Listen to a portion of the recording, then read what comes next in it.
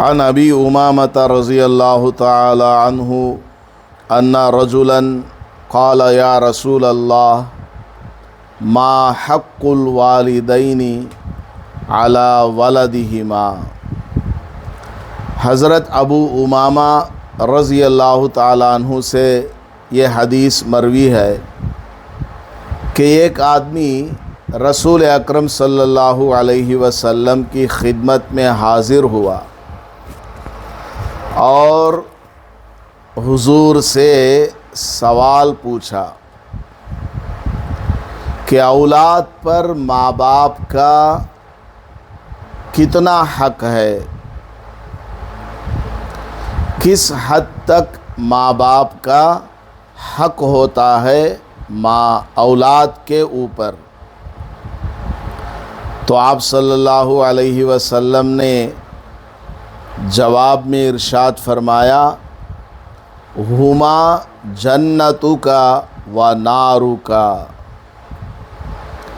کہ ماں باپ تمہاری جنت ہے یا پھر تمہارے لیے دوزخ ہیں۔ یعنی ماں باپ اگر راضی ہیں تو پھر ان کی رضامندی کی وجہ سے اللہ تعالیٰ بھی راضی ہوگا اور جنت نصیب ہوگی۔ ماں باپ اگر ناراض ہیں تو اللہ تعالیٰ بھی ناراض اور اس کی وجہ سے جہنم میں جانا ہوگا۔ تو ماں باپ کا اتنا بڑا حق ہے کہ وہ اولاد کے لیے جنت بھی بن سکتے ہیں اور جہنم بھی بن سکتے ہیں۔ یہ سب اولاد کے ہاتھوں میں ہے کہ وہ اپنے ماں باپ کے ساتھ کیسا برتاؤ کرنے والے ہیں، ماں باپ کے ساتھ وہ کیسا معاملہ کرنے والے ہیں۔ اولاد کے ہاتھ میں ہے، بچوں کے ہاتھ میں ہے۔ بچے چاہیں ماں باپ کو راضی کر کے جنت کو پہنچ جائیں یا ماں باپ کو ناراض کر کے جہنم کو چلے جائیں، اور اس سے کوئی مطلب ہے ہی نہیں کہ وہ کتنا ہی نماز پڑھنے والے کیوں نہ ہو، حج کرنے والے کیوں نہ ہو، رمضان کے روزے رکھنے والے کیوں نہ ہو، زکوٰۃ بھی دیتے ہوں، صدقہ خیرات بھی کرتے ہوں۔ اصل ماں باپ کی رضامندی یہ ضروری ہے۔ نماز، روزہ، حج، زکوٰۃ یہ سب اپنی جگہ اس کو تو کرنا ہی ہے، اس کے ساتھ میں ماں باپ کو راضی رکھنا بھی ضروری ہے۔ دوسری حدیث ہے حضرت عبداللہ ابن عمرو ابن العاص رضی اللہ تعالیٰ عنہ سے کہ نبی پاک صلی اللہ علیہ وسلم نے ارشاد فرمایا رضا الربی فی رضا الوالدی و سخط الربی فی سخط الوالدی، کہ والد کی رضامندی میں اللہ کی رضامندی ہے اور والد کی ناراضی میں اللہ کی ناراضی ہے۔ یعنی جس کا باپ راضی ہے اس سے اس کا اللہ بھی راضی ہوگا۔ اگر کسی سے باپ ناراض ہو گیا تو پھر اللہ تعالیٰ بھی ناراض ہو جائے گا۔ اس لیے ماں کو بھی راضی رکھنا ہے اور باپ کو بھی راضی رکھنا ہے۔ ایک تیسری حدیث ہے حضرت ابو ہریرہ رضی اللہ تعالیٰ عنہ سے،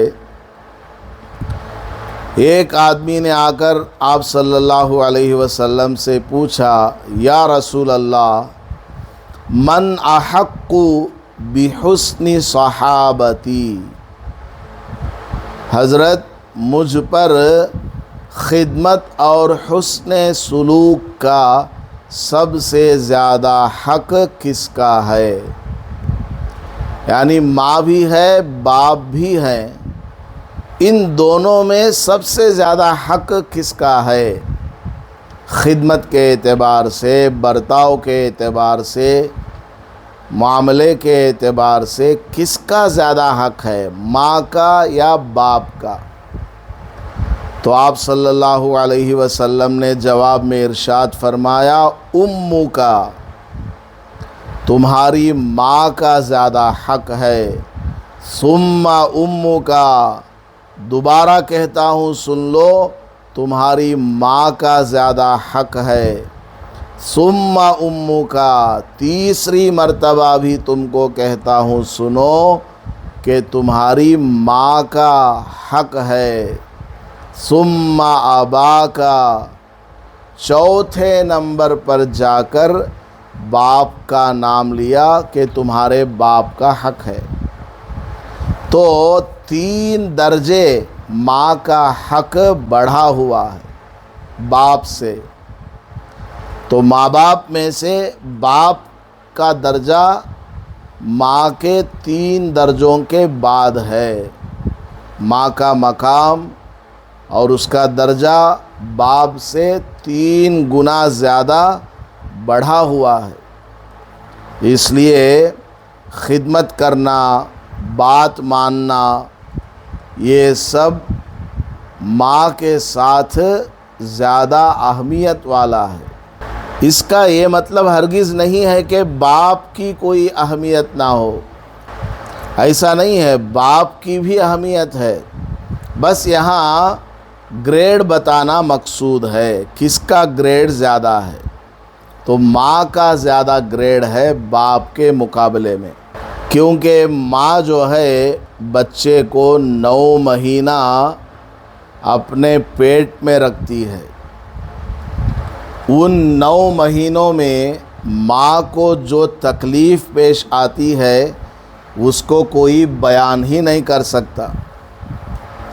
کھانے پینے میں ماں کو جو ہے احتیاط برتنی پڑتی ہے، زیادہ مسالے والے نہیں کھانا، زیادہ ٹھنڈی چیز نہیں کھانا، زیادہ گرم چیز نہیں کھانا، فلاں پھل نہیں کھانا، فلاں مسالہ نہیں کھانا، اور سونا ہو تو اس طرح سونا، بیٹھنا ہو تو نیچے بیٹھنا۔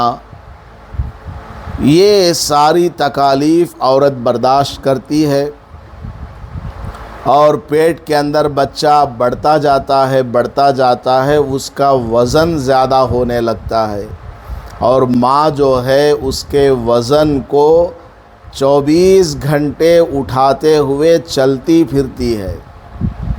اگر آپ کے ہاتھ میں آدھا کلو ٹماٹر یا پیاز دے دیا جائے اور کہا جائے کہ اس کو ہمیشہ اپنے ہاتھ میں رکھنا ہے، 24 گھنٹے گزار کر کے دکھاؤ، چلنا پھرنا اٹھنا بیٹھنا، ہمیشہ وہ آدھا کلو ٹماٹر یا پیاز اپنے ہاتھ میں لے کر رکھنا ہے۔ تو دنیا کا کوئی آدمی یہ کر نہیں سکتا، اور ماں ایسی ذات ہے کہ پیٹ میں 1 کلو کا، 1.5 کلو کا، 2-2.5 کلو کا بچہ، اس کے علاوہ پیٹ کے اندر کی جو بھی بچے کے ساتھ جو آنتڑی آتی ہے اس کا وزن اور درد اور تکلیف، یہ سب برداشت کرتے ہوئے 9 مہینہ گزارتی ہے۔ اسی کو لے کر اٹھنا، اسی کو لے کر بیٹھنا، اسی کے ساتھ سونا، اور بھی کیا کیا تکالیف ہے، بس اس کو عورت ہی سمجھ سکتی ہے، کوئی آدمی اس کو بیان نہیں کر سکتا۔ اس کے بعد جب ڈیلیوری کا وقت آتا ہے، اللہ حفاظت فرمائے، ماں اپنی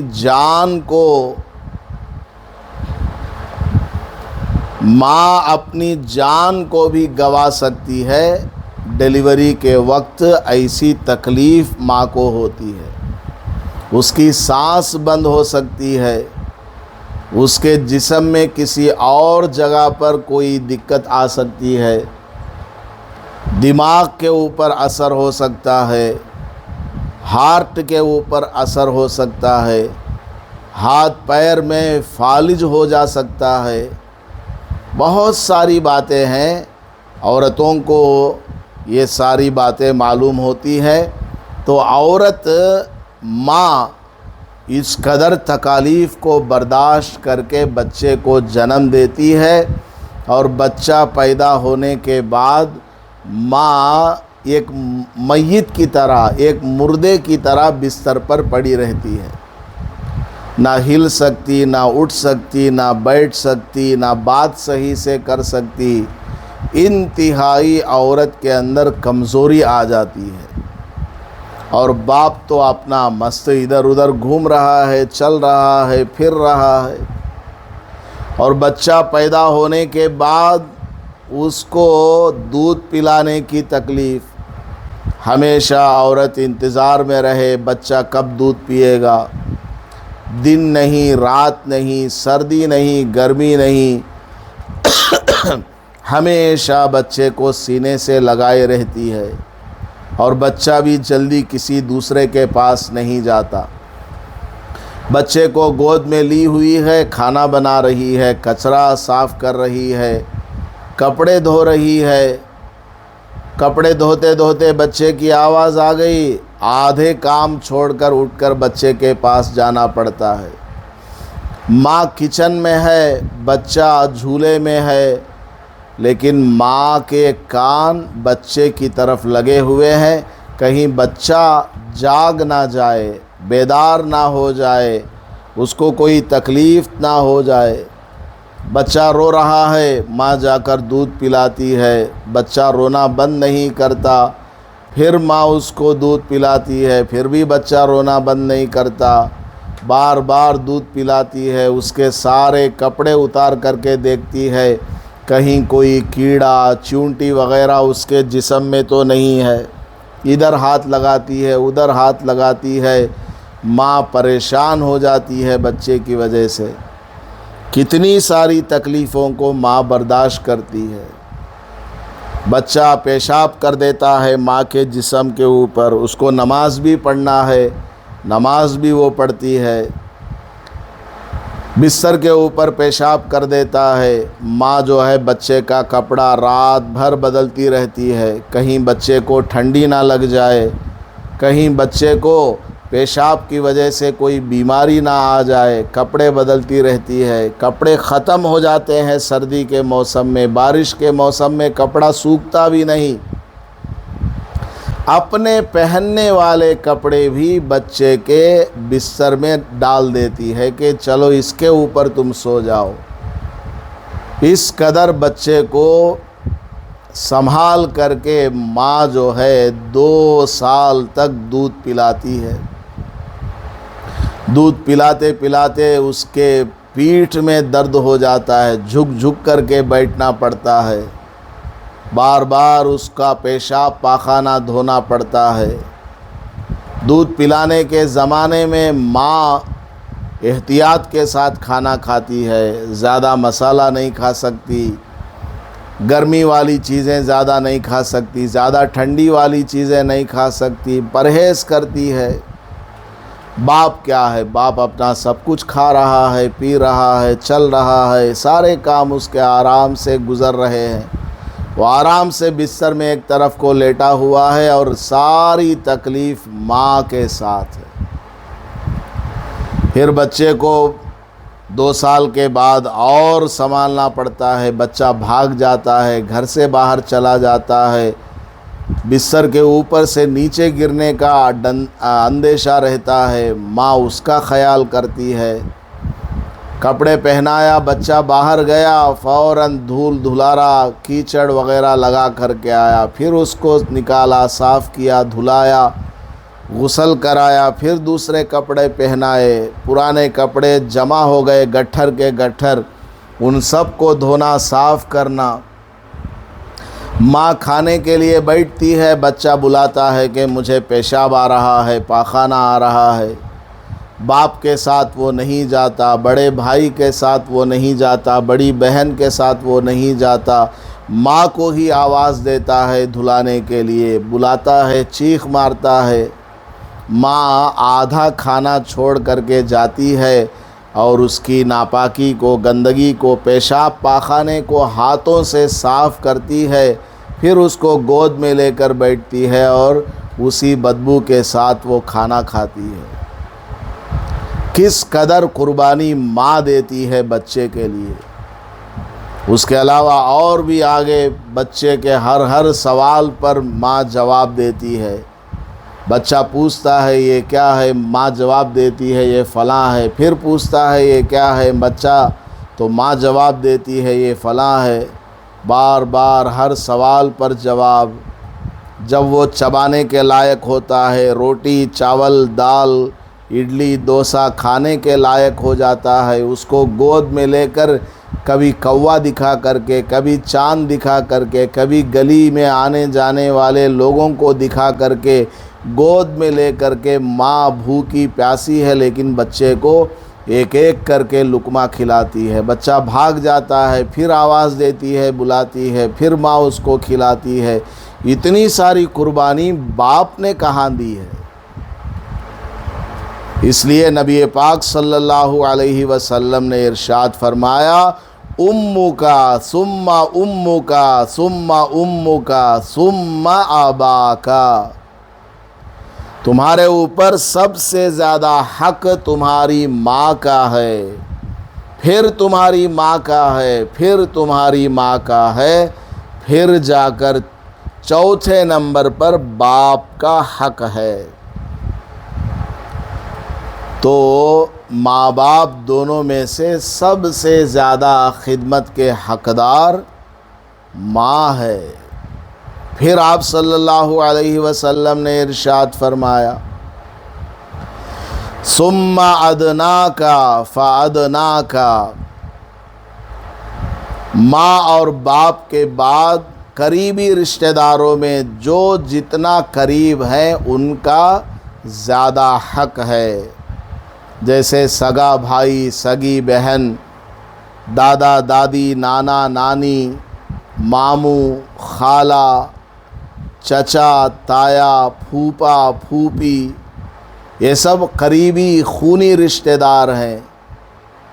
تو ماں باپ کا حق ہے، پہلے ماں کا، اس کے بعد باپ کا، اس کے بعد یہ سارے رشتہ داروں کا حق بنتا ہے۔ تو ان سب کے ساتھ بچوں کو چاہیے اچھا برتاؤ کریں، اچھا سلوک کریں اور ان کے ساتھ اچھا معاملہ کریں، ان کی خدمت کریں، ان کی بات مانیں۔ اور بات کہاں تک ماننی ہے؟ جب تک کہ ماں باپ کوئی ایسا کام کرنے کا حکم نہ دیں جو اللہ کو ناراض کرنے والا ہو، کیونکہ حدیث میں آتا ہے لا طاعت لمخلوق فی معصیت الخالق، کسی مخلوق کی اطاعت، فرما برداری جائز نہیں ہے اللہ کی ناراض کرنے والی باتوں میں۔ مثال کے طور پر ماں باپ بولتے ہیں کہ مت جاؤ نماز کو، حالانکہ بچے کے اوپر نماز پڑھنا فرض ہو گیا اور ماں باپ منع کرتے ہیں، تو یہاں ماں باپ کی بات نہیں مانی جائے گی۔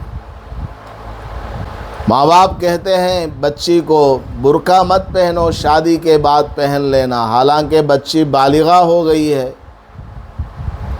بچی بالغہ ہو گئی، بڑی ہو گئی، جسم کے اندر ابھار وغیرہ آ گیا، چہرے کے اندر رونق ہے، چمک دمک ہے، تو اس بچی کے اوپر خود لازم ہے کہ وہ ماں باپ کو پیار و محبت سے سمجھائے اور کہے برقع پہننا میرے اوپر فرض ہے، آپ مجھے اجازت دیں، پیار و محبت کے ساتھ ان کو سمجھا کر کے وہ برقع پہنے گی۔ تو اللہ کو ناراض کرنے والی باتوں میں ماں باپ کی بات نہیں مانی جائے گی۔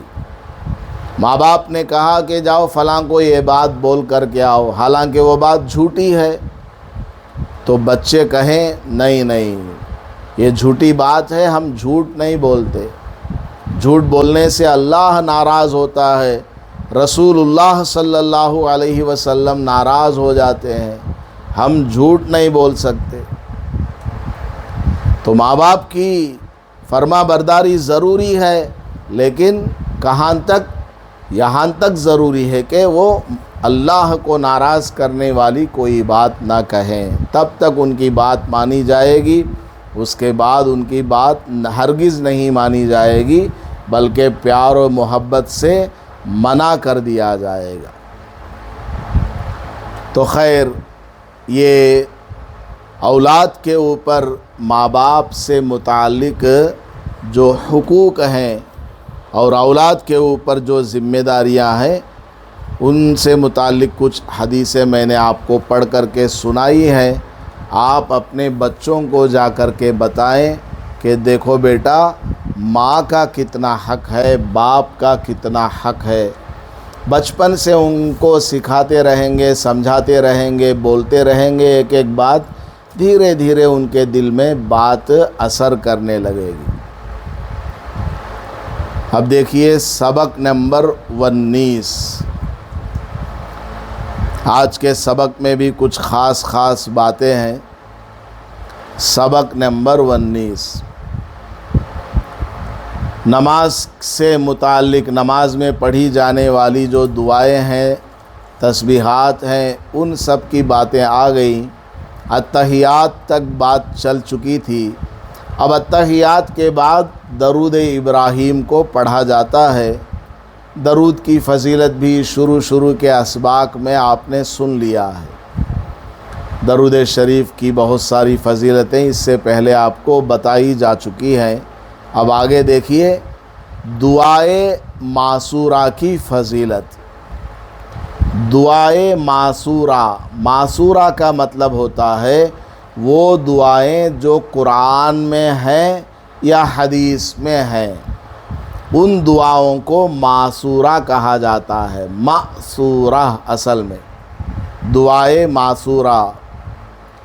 اب ان دعائے معصورہ میں سے اتحیات اور درود شریف کے بعد ایک دعائے معصورہ پڑھی جاتی ہے، اس کی فضیلت حضرت سیدنا ابو بکر صدیق رضی اللہ تعالیٰ عنہ سے مروی ہے۔ انہوں نے رسول اکرم صلی اللہ علیہ وسلم سے عرض کیا کہ آپ مجھے ایسی دعا سکھا دیجئے جسے میں نماز میں پڑھا کروں۔ حضرت ابو بکر تمام صحابہ میں سب سے بڑے صحابی، حضور صلی اللہ علیہ وسلم کے بعد اس امت میں سب سے زیادہ فضیلت والے، مقام اور مرتبے والے ہیں حضرت ابو بکر صدیق رضی اللہ تعالیٰ عنہ۔ انہوں نے حضور سے خود پوچھا، حضرت آپ مجھے کوئی ایسی دعا سکھا دیجئے جس کو میں نماز کے آخر میں پڑھا کروں، نماز میں پڑھا کروں۔ آپ صلی اللہ علیہ وسلم نے فرمایا کہ یہ دعا پڑھا کرو۔ اتحیات اور درود ابراہیم کے بعد یہ دعا پڑھی جاتی ہے۔ دعا کیا ہے؟ آپ لوگ بھی ایک بار آہستہ آواز سے پڑھیے۔ اللہم انی ظلمت نفسی ظلما کثیرا، ملا کر کے پڑھیں گے تو ظلما کثیرا ولا، ملا کر پڑھیں گے تو سٹاپ کریں گے تو ظلما کثیرا ولا یغفر الذنوب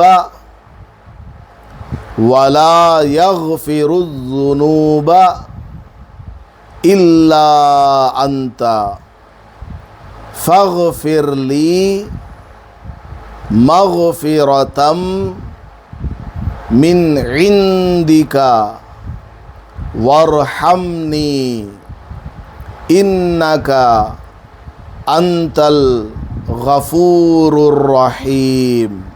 یہ دعا ہے۔ اللہم انی ظلمت نفسی ظلما کثیرا ولا یغفر الذنوب الا انت فاغفر لی مغفرۃ من عندک وارحمنی انک انت الغفور الرحیم۔ ترجمہ کیا ہے اس کا؟ اے اللہ، بلا شبہ میں نے اپنی جان پر بہت زیادہ ظلم کیا ہے۔ ذرا سوچئے، یہ دعا کب پڑھی جاتی ہے؟ نماز کی آخری رکعت میں التحیات اور درود ابراہیم کے بعد میں یہ دعا پڑھی جاتی ہے، اور اس دعا میں سب سے پہلے ہی کیا کہا جا رہا ہے؟ اے اللہ، میں نے اپنی جان پر بہت زیادہ ظلم کیا ہے، حالانکہ ابھی نماز پڑھی ہے۔ نماز کی 2 رکعات یا 4 رکعات مکمل ہوئی تو نماز کے آخر میں یہ دعا پڑھنے کو کہا گیا کہ میں نے نماز تو پڑھ لی ہے، لیکن اے اللہ، جس طرح پڑھنی چاہیے تھی میں نے نہیں پڑھی ہے۔ تو گویا میں نے اپنے اوپر بہت زیادہ ظلم کیا ہے کہ صحیح سے مجھے نماز بھی پڑھنی نہیں آتی۔ حضرت ابو بکر رضی اللہ عنہ کو حضور یہ دعا سکھا رہے ہیں۔ اندازہ لگائیے، حضرت ابو بکر جب نماز کے لیے کھڑے ہوتے تو اس طرح کھڑے ہوتے جیسا کہ زمین میں کسی لکڑی کو گاڑ دیا گیا ہو۔ زمین میں کسی لکڑی کو گاڑ دیا گیا ہو، اس طرح بالکل سٹریٹ کھڑے ہوتے تھے، کوئی اس میں حرکت نہیں۔ بعض مرتبہ ہوا میں اڑنے والے پرندے حضرت ابو بکر رضی اللہ عنہ کو دیکھتے تو یہ سمجھتے کہ شاید یہ کوئی پلر ہے، ستون ہے۔ آ کر کے سر کے اوپر، کندھے کے اوپر کوے، کبوتر وغیرہ بیٹھ جایا کرتے تھے۔ اندازہ لگائیے گا، اس قدر خشوع اور خضوع کے ساتھ، ڈسپلین کے ساتھ، ادب کے ساتھ نماز پڑھنے والے ابو بکر کو حضور یہ دعا سکھا رہے ہیں کہ اے ابو بکر، یہ دعا کہا کر اللہ سے، اے اللہ، میں نے اپنے اوپر بہت زیادہ ظلم کیا ہے، تو میں اور آپ، میری اور آپ کی نماز کا کیا حال ہے؟ ہمیں کتنا زیادہ اللہ سے ڈرتے ہوئے نماز پڑھنی چاہیے۔ آگے دعا کا ترجمہ، وَلَا يَغْفِرُ الذُّنُوبَ، اور تیرے سوا گناہوں کو کوئی بھی نہیں بخش سکتا۔ میرے نام اعمال میں اے اللہ اتنے سارے گناہ ہیں کہ تیرے سوا کوئی بھی میرے گناہوں کو بخش نہیں سکتا۔ تو ہی سب کا رب ہے، تو ہی معاف کرنے والا ہے۔ فاغفر لی، چنانچہ پس تو مجھے اپنی خاص بخشش سے معاف فرما دے۔ وارحمنی، اور مجھ پر رحم فرما۔ انک انت الغفور الرحیم، بے شک تو بہت بخشنے والا، انتہائی مہربان ہے۔ اس دعا کو نماز کے آخر میں اگر آپ توجہ کے ساتھ پڑھیں تو آپ کی توبہ بھی نماز میں ہو جائے گی، کیونکہ اس دعا کا معنی مطلب ہی اللہ سے معافی مانگنے والا ہے، توبہ کرنے والا ہے۔ تو آج کی عصر نماز سے آپ لوگ توجہ کے ساتھ اس دعا کو پڑھیں کہ اس دعا کے اندر میں اپنے رب سے اپنے گناہوں کی معافی طلب کر رہی ہوں، میں اللہ سے معافی مانگتی ہوں۔ خوب اس دعا کو توجہ کے ساتھ پڑھیں، انشاءاللہ اسی نماز کے ذریعے آپ کے گناہوں کی معافی ہو جائے گی۔ حدیث، حضور اکرم صلی اللہ علیہ وسلم نے ارشاد فرمایا، کیا میں تمہیں تمہاری جنتی عورتوں کے بارے میں نہ بتلاؤں؟ یعنی ان عورتوں کے بارے میں بتاؤں کیا جو جنت میں جانے والی ہیں؟ عورتوں میں سے کون جنت میں جانے والی ہیں، کیا میں ذرا بتاؤں ان کے بارے میں؟ اور پھر خود ہی ارشاد فرمایا کون عورت جنت میں جانے والی ہے، خود ہی حضور نے بتلا دیا۔ کیا فرمایا؟ وہ عورت جو شوہر سے خوب محبت کرنے والی ہو، وہ عورت جو اپنے شوہر سے خوب محبت کرنے والی ہو، یہ کہاں جائے گی؟ جنت جانے والی ہے۔ شوہر کا ہی دل میں خیال آتا رہے، شوہر سے ہی اس کو محبت ہے، شوہر سے ہی اس کا تعلق ہے، خوب بچے جننے والی ہو، یعنی اس کے جسم کے اندر ایسی طاقت ہے کہ اس سے خوب بچے پیدا ہوتے ہیں، ایسی عورت جنت میں جائے گی۔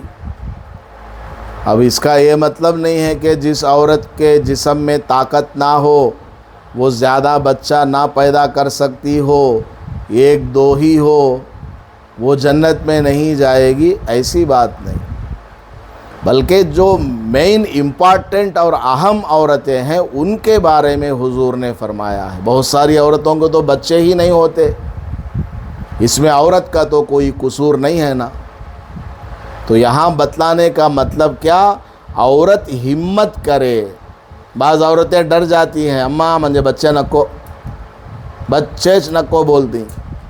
بعض عورتیں ایک دو بچے کے بعد آپریشن کروا دیتی ہیں، حالانکہ نارمل ڈیلیوری ہو رہی ہے، گیپ لے کر کے 1 سال 2 سال 3 سال کے بعد بھی بچہ ہو سکتا ہے، لیکن وہ گیپ نہیں لیتی، احتیاط وغیرہ نہیں برتتی اور ڈرتی ہے، نہیں بس 1-2 بچے بس یا 3 بچے بس آپریشن، حالانکہ نارمل ڈیلیوری ہو رہی ہے۔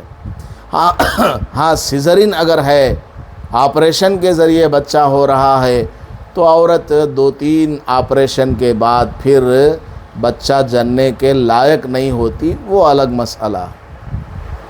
تو خوب بچے جننے والی ہو، یعنی وہ بچے کو پیدا کرنا پسند کرتی ہو اور اس کے لیے احتیاط برتتی ہو،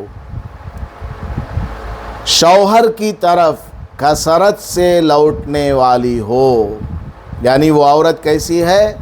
شوہر ہی کی طرف اس کی توجہ ہے، کوئی بھی بات ہو جائے شوہر کی طرف ہی وہ رجوع کرتی ہے، لوٹتی ہے۔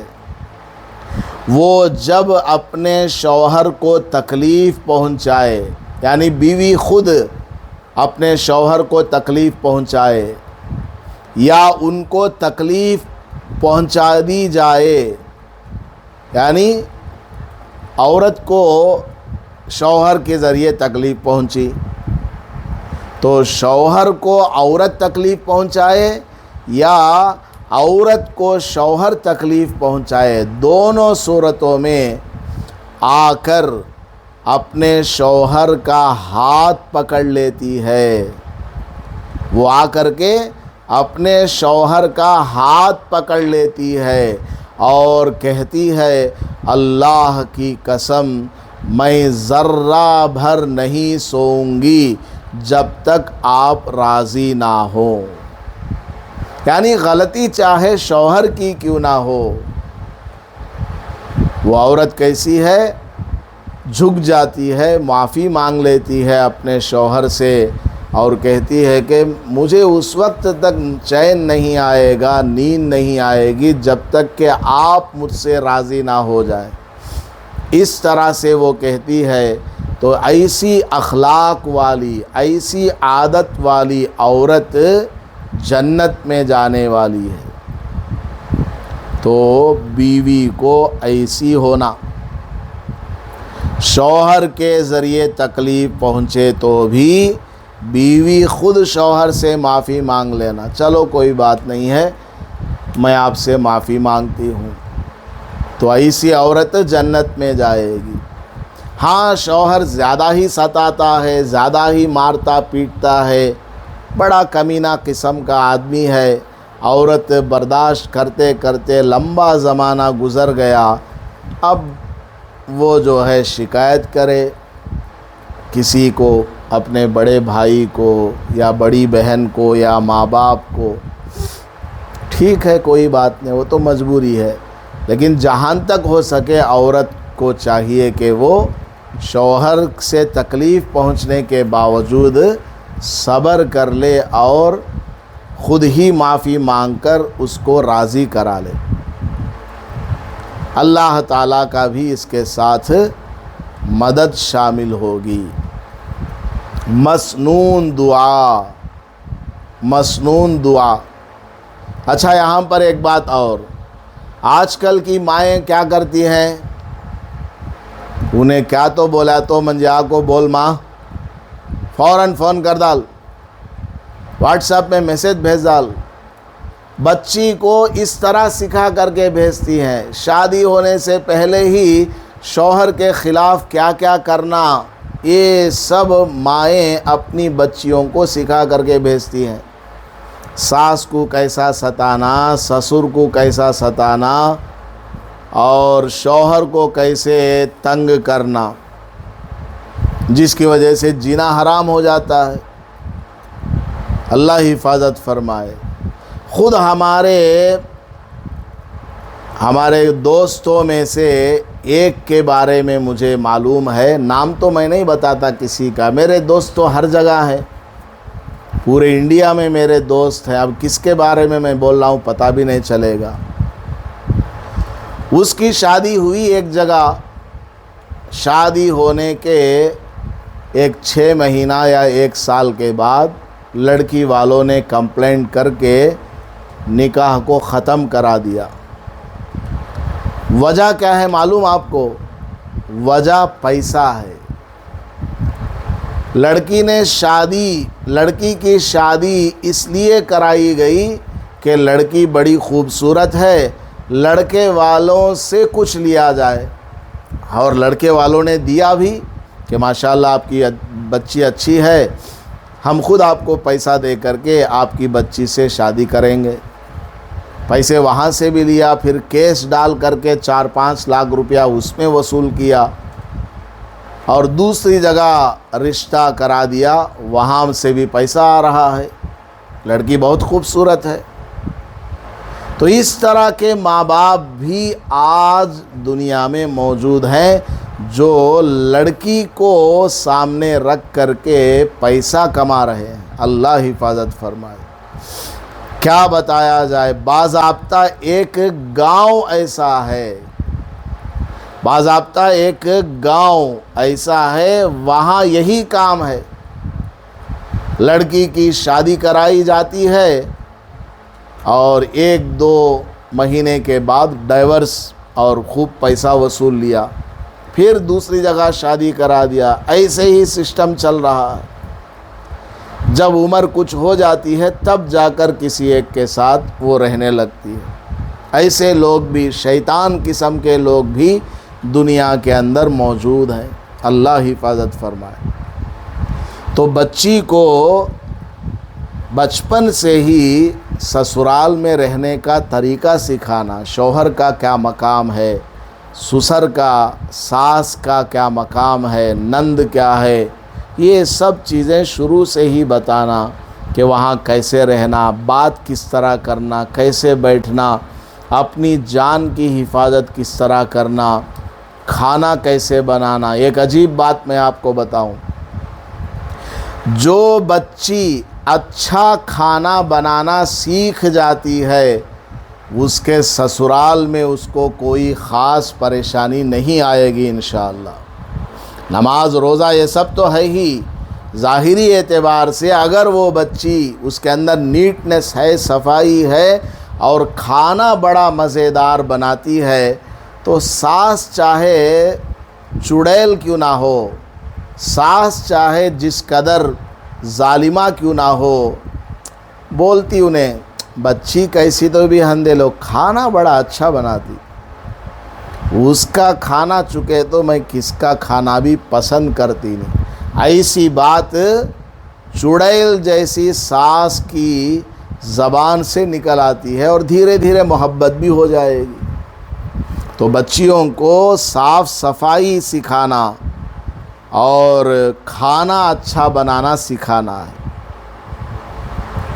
बहरहाल मसनून दुआ, फ़र्ज़ नमाज के बाद सर पे दाहिना हाथ रखे और ये दुआ पढ़े। फ़र्ज़ नमाज हो गई, ज़ोहर की, असर की, कोई भी फ़र्ज़ नमाज हो, नमाज का सलाम फेरने के बाद अपने सर के ऊपर दाहिना हाथ रखे, राइट हैंड पेशानी से ऊपर को रहे, जहाँ से बाल स्टार्ट होते हैं वहाँ आपके हाथ की हथेली का कॉर्नर होना चाहिए, सर के ऊपर उंगलियां आ जाएं। इस तरह हाथ रखें और ये दुआ पढ़ें, बिस्मिल्लाहिल्लज़ी, बोलिए एक बार, बिस्मिल्लाहिल्लज़ी ला इलाहा इल्ला हुवर्रहमानुर्रहीम, अल्लाहुम्मा अज़हिब अन्निल हम्मा वल हुज़्न। बड़ी ज़बरदस्त दुआ है। देखिए इसका माना क्या, बिस्मिल्लाहिल्लज़ी ला इलाहा इल्ला हुवर्रहमानुर्रहीम, अल्लाहुम्मा अज़हिब अन्निल हम्मा वल हुज़्न। तर्जमा, मैंने अल्लाह के नाम के साथ नमाज ख़त्म की। नमाज पूरी हो गई ना। अब नमाज पूरी होने के बाद ये दुआ पढ़ रहे हैं तो क्या कह रहे हैं, मैंने अल्लाह के नाम के साथ नमाज ख़त्म की, जिसके सिवा कोई माबूद नहीं, और जो रहमान और रहीम है। अल्लाह ताला कैसा है, रहमान भी है और रहीम भी है। आगे ये है मेन पॉइंट, अल्लाहुम्मा अज़हिब अन्निल हम्मा वल हुज़्ना, ऐ अल्लाह मुझसे गम और रंज को दूर फरमा। ऐ अल्लाह मुझसे गम और रंज को दूर फरमा। गम का मतलब कोई मुसीबत आपके ऊपर आ गई, उसके वजह से आने वाली परेशानी, और रंज का मतलब आगे चलकर कोई परेशानी आने वाली हो। तो हम और हुज़्न, ये जो अरबी है इसमें थोड़ा फ़र्क है, पुराना हो या आइंदा चलकर कोई आने वाली मुसीबत हो, उसका गम हो। ऐ अल्लाह दोनों से मुझे दूर फरमा। कितनी ज़बरदस्त दुआ है। हर फ़र्ज़ नमाज के बाद सर पर हाथ रखकर ये दुआ पढ़ लें तो डेली हर नमाज के बाद आप गोया हर किस्म की परेशानी से नजात पाने के लिए दुआ मांग रही हैं। कितना बड़ा आपका फ़ायदा हो जाएगा। ये दुआ ज़बानी याद करें। अगले हफ्ते चहारशंबे को जब आप यहाँ तशरीफ़ लाएं तो एक दूसरे को सुनाना देखे बग़ैर। यहाँ सिर्फ़ औरतें आएँ चली जाएं, इससे कोई फ़ायदा नहीं। आना, बैठना, सुनना, सीखना। जो दुआएं बताई जाती हैं, कोई मसला बताया जाता है, उनको जितना हो सके याद करने की कोशिश करना। इसीलिए आपको बाज़ाब्ता पेपर भी दिया जाता है प्रिंट करके, इसका ख़र्चा उठाया जाता है। आपके ऊपर कोई एहसान नहीं जतला रहे हैं, बल्कि आपको एक एहसास दिलाने के लिए बात कही जा रही है कि आप लोग अगर याद ना करें तो फिर क्या फ़ायदा। इसको याद करें, पढ़ें, बड़ा फ़ायदा होगा इंशाअल्लाह। ये घर लिया ही गया है हमारी औरतों को तालीम देने के लिए। बस यही एक फ़िक्र है कि हमारी मोहल्ले की औरतें कुछ सीख लें, आसानी के साथ आकर बैठें जाएं, बड़ा फ़ायदा होगा। नमाज का मसला, हज़रत अली रज़ी अल्लाह ताला अन्हु फरमाते हैं कि औरत जब सजदा करे تو اسے چاہیے کہ سمٹ کر سجدہ کرے اور اپنی رانوں کو پیٹ کے ساتھ ملا کر سجدہ کرے۔ یہ بات تو پہلے بھی آئی ہے، لیکن الگ الگ روایات آپ کے سامنے آئیں گی، بار بار وہ باتیں آئیں گی تو توجہ زیادہ ہوگی اور فائدہ زیادہ ہوگا۔ تو عورت جب سجدہ کرے تو کیسا کرنا؟ سمٹ کر کے، چمٹ کر کے، زمین سے لپٹ کر کے سجدہ کرنا۔ پردہ ہے اس لیے اپنی رانوں کو، پیر کی جو ران ہے اس کو پیٹ سے ملا لینا، اس طرح سمٹ کر کے عورت کو سجدہ کرنا ہے۔ مسائل نماز کی اس سے پہلے سنتیں گزر چکی ہیں، تقریباً 24 سنتیں گزر چکی ہیں۔ اب سنت نمبر 25، یہ اکثر عورتوں کو معلوم نہیں ہے۔ دیکھیے نمبر 25، التحیات میں لا الہ کہتے وقت دائیں ہاتھ کی درمیان والی انگلی، دائیں ہاتھ کی درمیان والی انگلی، 5 انگلی ہے نا، سیدھا ہاتھ اٹھائیے، 5 انگلیاں ہیں نا، اس میں بیچ والی انگلی، موٹی انگلی، یہ انگلی، اور انگوٹھا ہے نا، یہ کارنر والی انگلی، انگوٹھا، ان دونوں کا حلقہ بنانا، یعنی ان دونوں کے کارنرز کو ٹچ کر لینا، گول، تو گول سوراخ جیسا یہ ہو جائے گا، رنگ بن جائے گی۔ دوبارہ دیکھیے، التحیات میں لا الہ کہتے وقت دائیں ہاتھ کی درمیان والی انگلی اور انگوٹھا کا حلقہ بنا کر اور چھوٹی انگلی اور اس کے آس پاس کی انگلیاں بند کر کے، چھوٹی انگلی کون سی؟ نماز ہاتھ کی چھوٹی انگلی کون سی ہے؟ ہاتھ کی لاسٹ والی چھوٹی ہے نا، وہ اور اس کے پاس والی جو انگلی ہے، یعنی رنگ فنگر، انگوٹھی جس میں عام طور پر عورتیں پہنتی ہیں، ان دونوں کو فولڈ کر لینا، بند کر کے کلمہ شہادت کی انگلی، شہادت کی انگلی رہ گئی نا یہاں انگوٹھے کے بازو میں، شہادت کی انگلی کو اٹھانا۔ سمجھ میں آ گیا آپ کو؟ بیچ والی انگلی اور انگوٹھا ان دونوں کا رنگ بنا لینا۔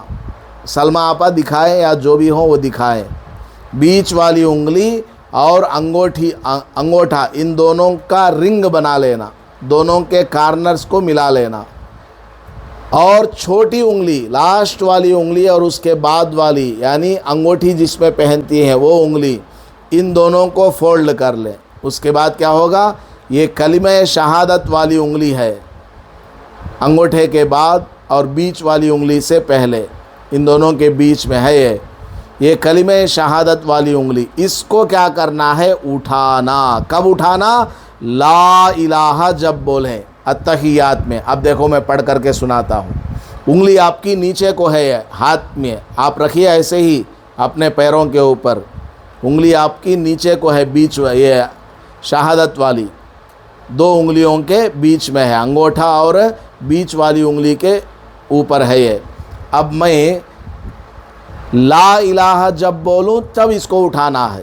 کب آتا ہے لا الہ التحیات میں؟ دیکھیے، التحیات للہ والصلوات والطیبات، السلام علیک ایہا النبی ورحمۃ اللہ وبرکاتہ، السلام علینا وعلی عباد اللہ الصالحین، اشہد اللہ الہ۔ دیکھو لا الہ آیا نا، تو لا الہ جب بولیں اس وقت یہ انگلی اوپر اٹھانا، اوپر اٹھائیے، لا الہ بولتے ہوئے اسے اٹھانا ہے، اور الا اللہ کہتے وقت رکھ دینا۔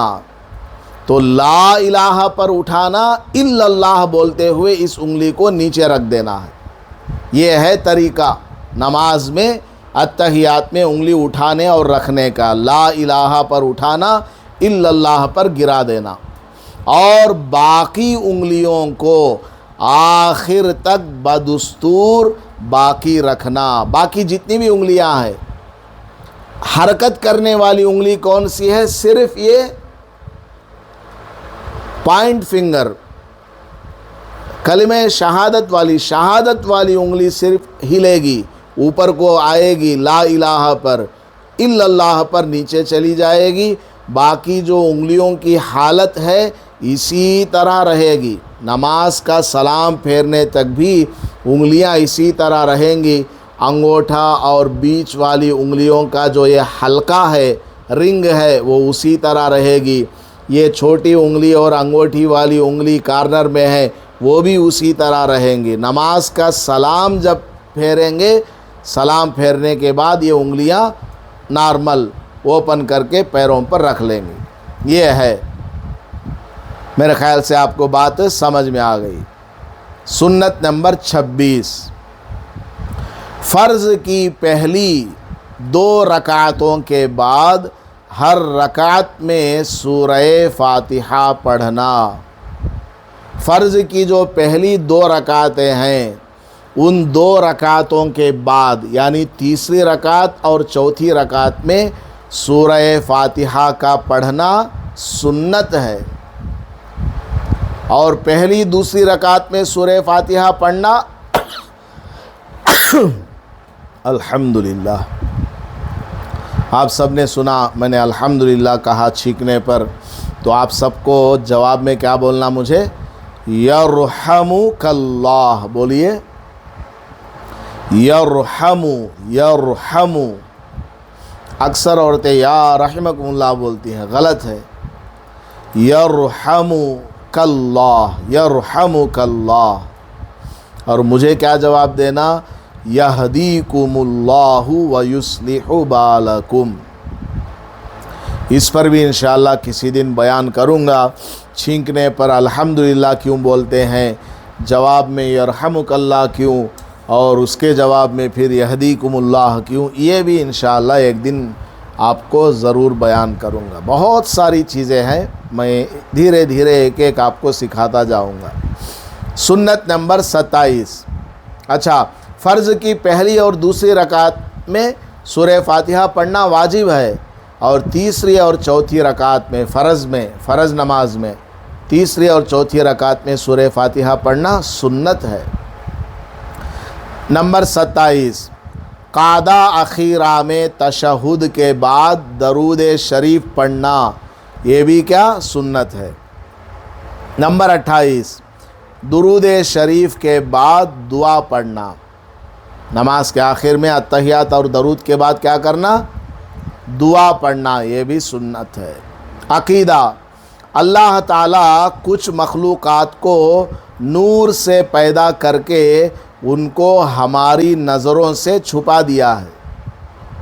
अल्लाह ताला की कुछ मखलूक कैसी है? नूर से बनी हुई है। अल्लाह ने उनको नूर से बनाया और बना करके क्या किया? छुपा दिया, हमको वो नज़र नहीं आती। उन मखलूक को क्या बोलते हैं? फ़रिश्ते कहते हैं। फ़रिश्ते, बहुत से काम उनके हवाले हैं, उनके ज़िम्मे हैं। वो कभी अल्लाह के हुक्म के ख़िलाफ़ कोई काम नहीं करते। ये जो फ़रिश्ते हैं ना, कभी भी अल्लाह के हुक्म के ख़िलाफ़ कोई काम नहीं करते। जिस काम में उनको लगा दिया है उसमें लगे हैं। अल्लाह ने जो ड्यूटी उनको दे दिया फ़रिश्तों को, उस ड्यूटी पर ये सारे फ़रिश्ते लगे रहते हैं। उनमें 4 फ़रिश्ते मशहूर हैं, फेमस हैं, बड़े भी हैं। नंबर 1, हज़रत जिब्राईल अलैहिस्सलाम।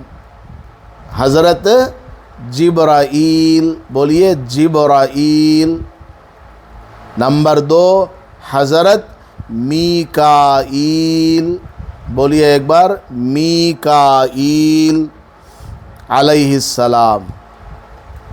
नंबर 3, हज़रत इसराफ़ील, इसराफ़ील अलैहिस्सलाम। नंबर 4, इज़राईल, आइन के साथ, इज़राईल अलैहिस्सलाम। हज़रत जिब्राईल अलैहिस्सलाम ये नबियों के पास अल्लाह की तरफ से वही लेकर के जाते हैं। اور بھی دوسرے کام ہیں، عذاب وغیرہ کسی جگہ نازل کرنا ہو، بڑی بڑی ڈیوٹیاں یہ انجام دیتے ہیں۔ سال میں ایک بار اندرا نگر میں بھی آتے ہیں، یہ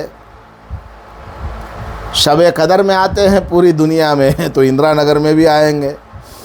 حضرت جبرائیل علیہ السلام اور حضرت میکائیل علیہ السلام یہ بارش برسانے والے ہیں۔ اللہ تعالیٰ ان کو آرڈر دیتا ہے جاؤ فلاں ایریا میں اور بارش برساؤ، تو یہ فرشتہ بادلوں کو لے کر کے چلتا ہے اور بارش برساتا ہے۔ حضرت اسرافیل علیہ السلام سور پھونکنے والے، ان کے منہ میں سور لگا ہوا ہے، سور کے سامنے یہ کھڑے ہوئے ہیں۔ سور کا مطلب کیا ہے؟ سائرن، ہارن بجانا ان کی ڈیوٹی۔ جیسے ہی اللہ کی طرف سے آرڈر ہوگا سور پھونکیں گے، ساری دنیا کے اندر قیامت آ جائے گی۔ وہ لمبی تفصیل ہے، وہ کبھی بیان کروں گا۔ نمبر 4، حضرت عزرائیل علیہ السلام، یہ کون ہے؟ ملک الموت ہے، سب کی روحوں کو قبض کرنے والے فرشتے۔ سنت، کھانا کھانے کے بعد انگلیوں کو رومال سے صاف نہ کرنا۔ کھانا کھائے تو انگلیوں کو رومال سے صاف نہیں کرنا دھونے سے پہلے، بلکہ ان کو چاٹ لینا، کیونکہ کسی کو پتہ نہیں کہ کھانے کے کس حصے میں برکت ہے، کسی کو معلوم ہی نہیں، کھانے کے کون سے دانے میں برکت ہے معلوم نہیں، اس لیے انگلیوں کے اوپر جو دانے لگے ہوئے ہیں اسے کپڑے سے نہیں پوچھنا، پہلے اس کو چاٹ لینا، انگلیوں کو صاف کر لینا، بعد میں آپ ٹیشو پیپر سے پوچھ لیجئے یا پانی سے دھو لیجئے، پھر رومال سے پوچھ لیجئے۔ تو ہاتھ کی انگلیوں میں جب تک کھانے کے دانے لگے ہوئے ہیں یا شربت ہے، شوربہ ہے، کچھ لگا ہے، اس کو چاٹ لینا، کیونکہ کون سے کھانے میں کون سے دانے میں برکت ہے کسی کو بھی معلوم نہیں ہے۔ تو آج کا یہ 19 نمبر کا سبق بھی پورا ہو گیا۔ اللہ تعالی ہمیں کہنے سننے سے زیادہ عمل کرنے کی توفیق عطا فرمائے۔ آج کل تو اسکول کالج کی چھٹیاں چل رہی ہیں، تو بچیوں کو گھر کے اندر یہ ساری چیزیں پڑھانا، 19 سبق آپ نے پڑھ لیا ہے، ابھی اسکول کھلنے میں 1 مہینے سے زیادہ ٹائم ہے، تو گھر میں جو بچیاں ہیں ان سب کو روزانہ ایک سبق آپ لوگ خود ان کو پڑھائیں، خود ان کو سکھائیں، یا 3-4 عورتیں مل کر کے اپنی بچیوں کو کسی ایک گھر میں جمع کر لیں۔ محلے میں، آپ کی گلی میں کوئی عورت زیادہ اردو جانتی ہے، وہ اچھا نماز پڑھنے والی ہے، ان کے گھر میں چلی جائیں آدھے گھنٹے کے لیے، آپ بھی ساتھ میں جائیں پردے کے ساتھ، وہاں اس طرح مل کر کے پڑھ لیں، بڑا فائدہ ہوگا۔ یا آپ خود جو ہے کسی سے اچھا سمجھ کر کے آئیں، پھر گھر میں آ کر کے بچوں کو سمجھائیں۔ اللہ تعالی عمل کی توفیق عطا فرمائے، آمین۔ وآخر دعوانا الحمدللہ رب العالمین۔ تو ٹائم ویسٹ نہیں کرنا، میرے کہنے کا مطلب کیا؟ ٹائم ویسٹ نہیں کرنا۔ ابھی چھٹیاں چل رہی ہیں تو تمام لڑکیوں کو کچن میں رکھنا، ان کو سکھانا کھانا بنانے کا، موبائلاں دیکھ بٹھانا نہیں صوفے کے اوپر۔ بھائی کو بچہ بہت خراب ہو رہا ہے، آپ کو کیا بتایا جائے۔ اور بچی جیسی بڑی ہو اس کا بستر الگ ہونا، گھر میں بھائی ہے چھوٹا بڑا، ان سے الگ اس کو سلانا، بالکل الگ، دونوں قریب نہیں سونا۔ حدیث میں نے آپ کو 2 ہفتے پہلے پڑھ کر کے سنائی ہے، بچی کی عمر اگر 7 سال سے اوپر ہو گئی تو ان کا بستر ایک دم الگ رکھنا، چاہے جتنا بھی گھر چھوٹا ہے ایک دم الگ، دور ان کو سلانا، بیچ میں آڑ پیدا کرنا، گھر میں بالکل جگہ نہیں ہے تو تب بھی بیچ میں برتن وغیرہ لا کے رکھ دینا، کچھ بھی نہیں ہے تو بکٹ لا کے رکھ دینا، بہت زیادہ احتیاط برتنا۔ بچیاں بڑی ہو رہی ہیں، بچہ لڑکا بھی بڑا ہے، تو ان کو ایک دم الگ الگ بستروں میں سلانا ہے. ایک اوپر سو جائے، ایک نیچے سو جائے. چارپائی پر لڑکا ہے، لڑکی نیچے ہے، یا لڑکی چارپائی پر ہے کھاٹ کے اوپر، لڑکی نیچے ہے، اس طرح سلانا.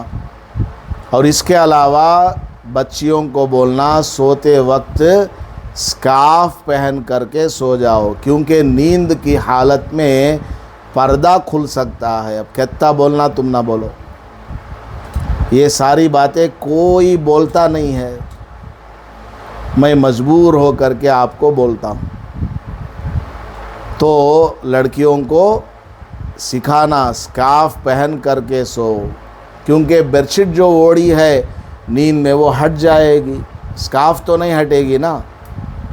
گھر میں بھی بھائیوں سے، بڑا ہو چھوٹا ہو، ان سے بھی پردے کی حفاظت کرنا ہے. اللہ تعالیٰ سب کو محفوظ فرمائے. آمین.